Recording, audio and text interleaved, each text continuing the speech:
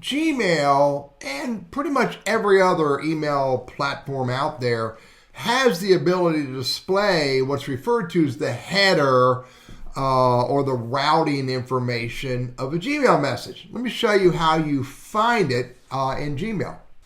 Here I am in my testing Gmail account. This is burrisconsulting@gmail.com. It's only used for testing and purposes of videos and Quora. And if I go look at this email I got right here from Evernote, look right here. Here's the email. I can see right here, if I click on the little down arrow, shows some details. It shows me, it's from Evernote. The reply is Evernote. There's no reply, and et cetera, et cetera, et cetera. It's a little bit of what's called header information. But if you come over here to the three dots, you can show original.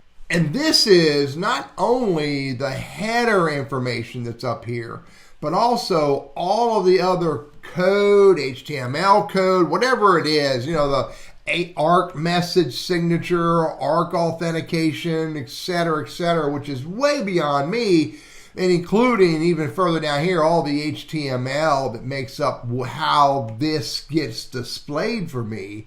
And you can sometimes discover some interesting information in here again, this is way beyond me, but this is in fact all of the source coding that makes up that email message that again gets driven through Gmail from, in this case, Evernote to my Burris Consulting, and this is how it ends up getting displayed in Gmail. For me, in the web browser, it would also get displayed the same way on the Google, the Gmail app.